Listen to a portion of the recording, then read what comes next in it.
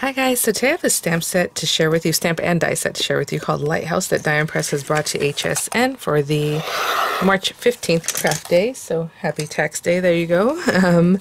Let me open this up. So they did send this out free of charge for my review, and of course all opinions are my own, and any links in the description box will be affiliate links, which means I'll make a small commission if you're a purchase items to those links. Very curious why this is so big. Oh, that's why. Look at this stamp set. Oh my gosh.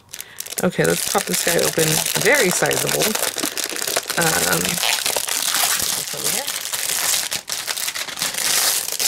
Yeah, I was just curious because it's very big packaging. Okay, so let's look at the inspo sheet and then we'll talk about what the contents are here. So we have a die for like the little window or porthole or however you want to call it. There's like a rope set that's kind of tied up. Sorry about the lighting. It says you have an A2 size card. You can cut out die in front of card because there's a circle card or die. Oh, perfect! It comes with it. I wasn't sure about that. Oh, cool. Okay, so if you want to make shaker or just make a hole or however aperture, you can have the circle that's gonna help you do that, and then you can pop these guys on top. You have an anchor die. You have a sailboat and the die for it. The lighthouse, the die for it. The little birds there, I guess seagulls. Yeah, you have seagulls there. They're kind of standing on little posts. You have the die for that. You have the wheel, you have the wave, and then some kind of like just background imagery. So you have like maybe like what it might look like if the sun was kind of shining there. You have some clouds. You have the lighthouse kind of imagery. You have some different birds, very cute. You have the dies for them. Waving hello, happy birthday, take a little time to coast, with deepest sympathy, a smooth sea, never made a skilled sailor. So all kinds of everyday sentiments thinking of you. You've lighted up my life. I'd be lost without you. So you can make like what they're showing you is the card idea. Just making like a little montage there, a little scenery, I suppose, or something with like the little porthole, or this one they did the decorating inside, so the little hole. Well, that's the same card, supposedly, right? So when you open it up, you have it like this. Very, very cool. Okay, so the new Diamond Press sets always come with a cutting folder, as always. If you don't have a marquee, you can definitely run these through any machine that cuts thin metal dies. It comes with two adhesive sheets and the applicator. You can also run it through your marquee to apply it, and you have instructions there how to use those if you would like. And if you want refills of those, you can pick them up on mydiamondpress.com, okay? And if I recall, I will link them in the description box. Look at these stamp sets. These are huge. I mean, these are really nice size images. Like, everything is not small, right? So you're going to make your card pretty quickly. A little coloring if you would like, and you're good to go. Again, the sentiments that we saw there. Let me look at that. These are big boys. And then the dies for them. I'll give you a quick measurement on maybe one of these. I'm sure I'll use it today, but like almost 3.5 inches by 3 1/4 or so. This one's a little bit smaller, just over 3 inches, and then you can imagine the other pieces. So I'm going to grab a card base and some ink and all that kind of good stuff. I'll be right back. So I grabbed some different papers here. I have a standard A2 size card. It's a craft card base, 8.5 by 5.5, scored at 4 1/4 if you're making your own. I have a topper piece just in brown.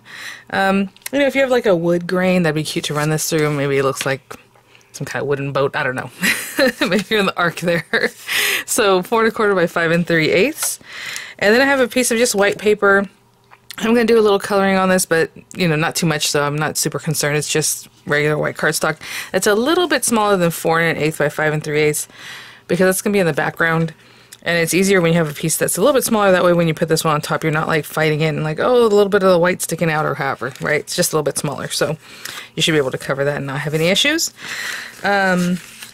So we're going to do a little stamping also, but to prep this guy, our top piece, again, you have your circle that you can just take and pop that wherever you like. So I'm just going to put that like here.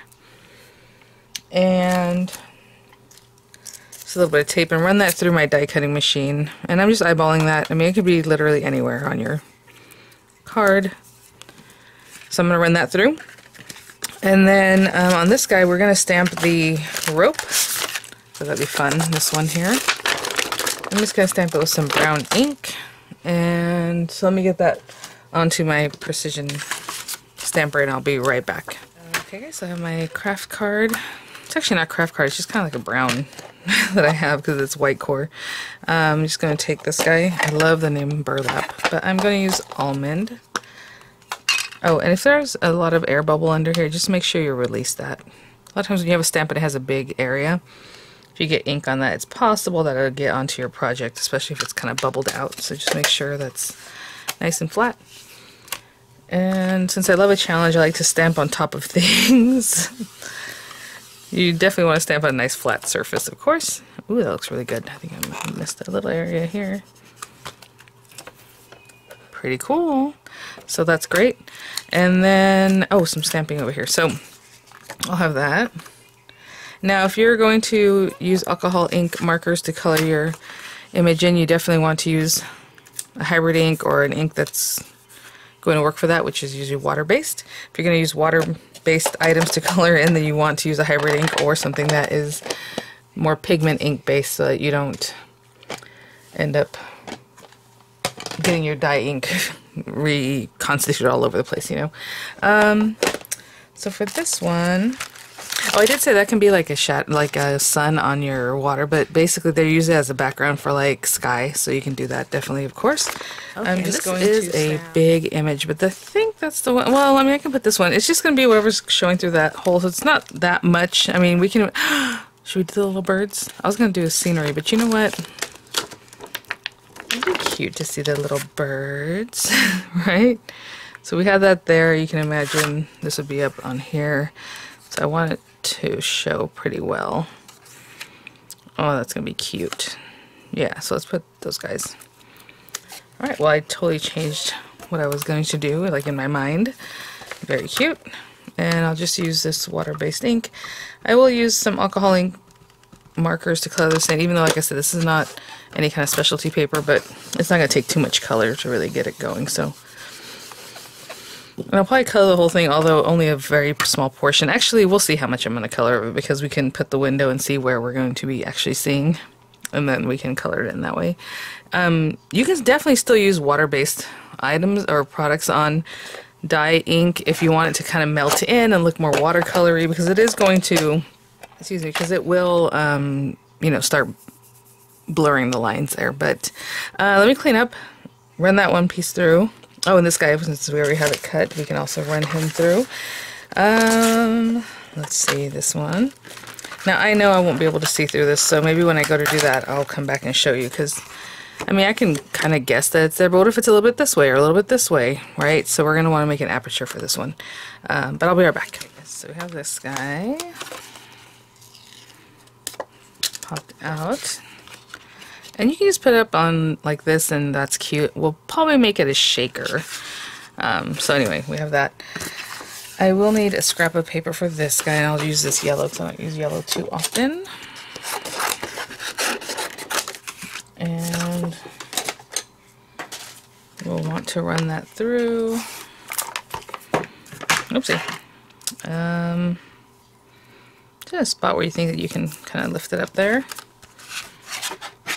And if you want to drop shadow, you can definitely run this through a piece of colored cardstock or whatever that you would want to drop shadow with. I'll run that through.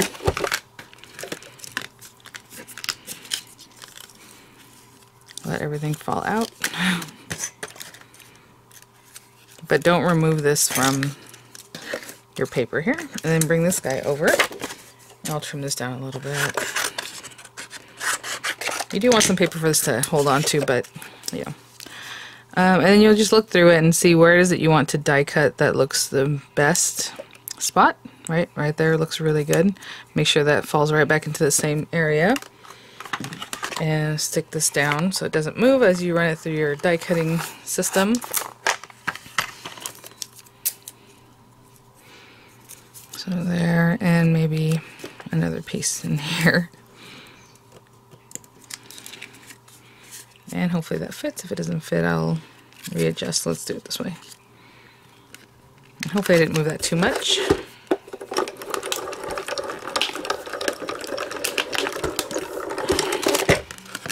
And that way you have a much better idea where you're cutting.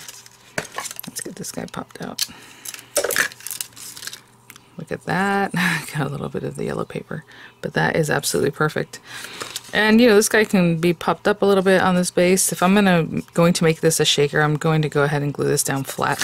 So I'll just glue it down right now. Why not? Ah, come on. Instead of having dimension here and dimension underneath, that's a little too much glue there. And I'll place that right here. Looks very pretty. A little piece of that yellow paper there. Okay, and let me get some alcoholic markers for this guy. Okay guys, so this is going to be very quick. I'm just going to take a little bit of blue. I mean, this is like a really light blue. Just kind of have fun, just kind of color in here. Again, you can kind of see through and see where you're going to, what you're actually going to be seeing, and maybe I'll blend that a little nicer. You know, I mean, that looks really pretty actually, just kind of soft and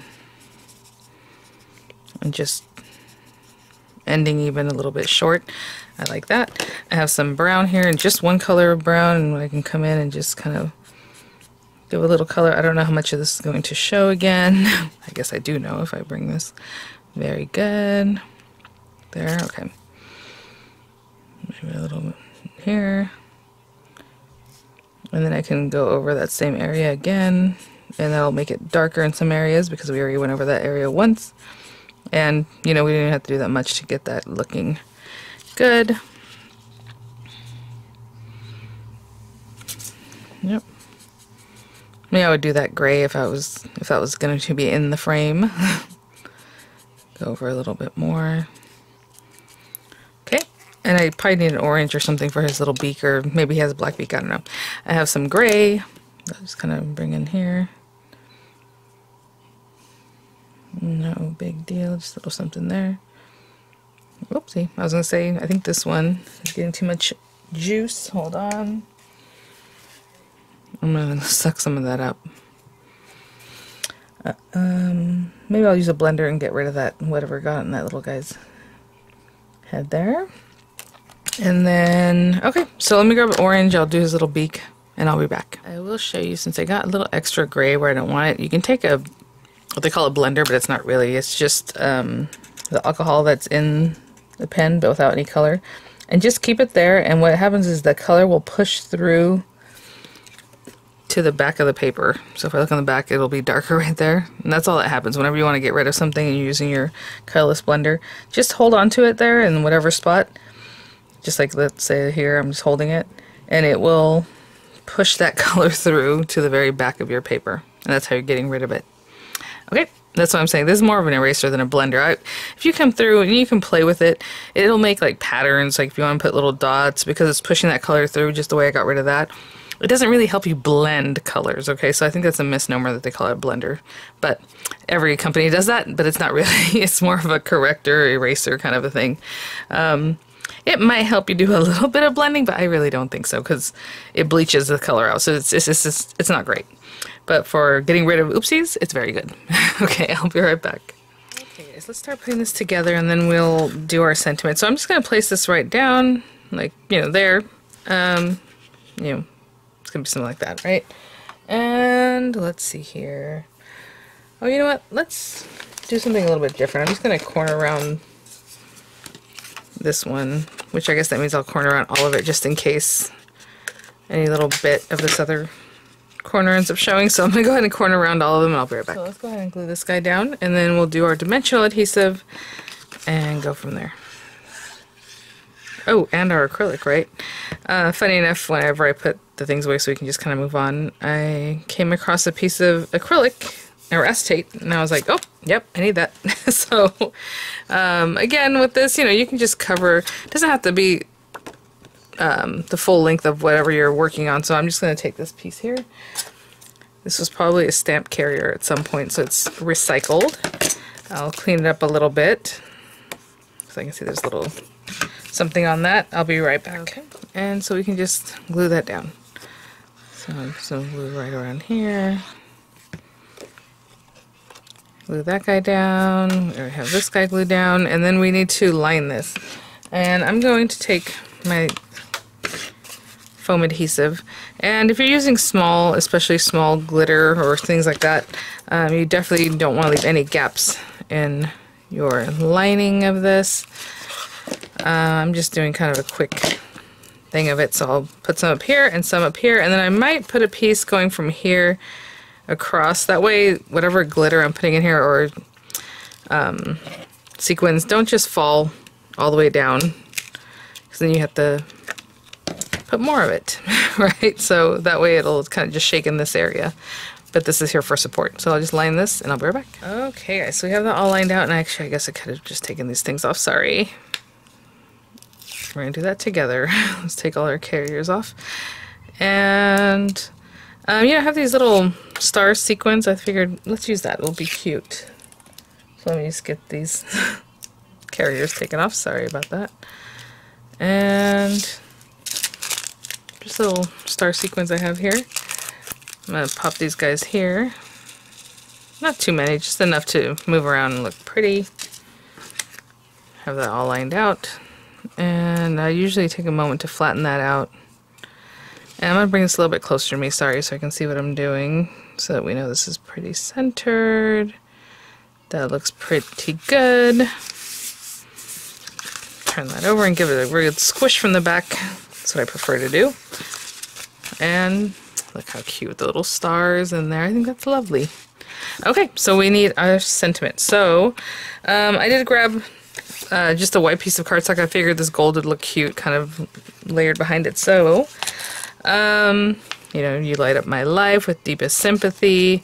A lot of these little characters, or like this little bird, you can also die cut, I believe. Yeah, so something to think about. Maybe you want that out here somewhere, or even like the anchor, super cute.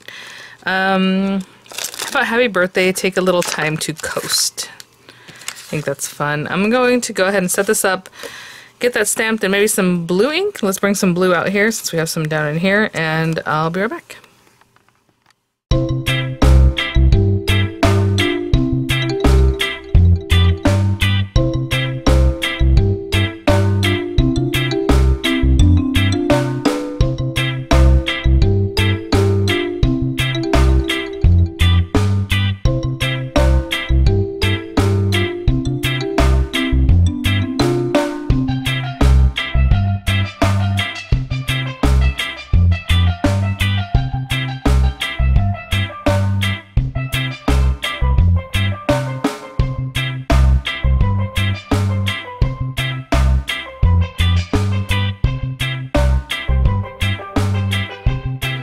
So I just cut this down, and then I took a little measurement, and it ended up being like 3/4 of an inch by like 3 1/8. So I thought, well, let's do 1/8 of an inch all around, a little bit larger. So I did 7/8 by 3 1/4, and I think that looks good. And I generally usually don't measure whatever I cut down, because sometimes it's a weird number. Usually I just kind of eyeball the matte layer part of it. But that works for this one. There you go. And again, I think I'm just going to glue it straight down because we already have that dimension, but if you want to pop it up, then you can definitely do that. I mean, this could have also been like this, or however. Put that circle wherever you like. But we're going to put it here and right there. So a little more masculine take, I feel like, on this one. But there you go. Super sweet, serene, with that little imagery in the background. A fun shaker. And happy birthday, take a little time to coast. That is really cute. Alright guys, thanks for watching. Thanks so much, Diamond Press, for sending these items for review. I'll have the links in the description box for everything that's available, possibly right here in this little bag if you want to check it out. And again, this is something that Diamond Press has brought ahead of the March 15th craft day, but these items are already available, everything they've brought. I will mention, in case you haven't noticed, I did a little video, their acrylic marker, the paint set. Actually, I have one of the labels here. I switched the paprika out for cardamom was the one I use all the time, so I switched that out. But no, cardamom, what's the other thing called? Turmeric, that's what it was. Anyhow, they dropped in price $10 already. So if you happen to purchase them earlier, go ahead and contact HSN. They'll give you your $10 credit back to however you paid, if that's what you would like, with your taxes and everything. So definitely contact them because it did drop $10. So thanks for watching, guys. I will see you all at the next one. Bye now.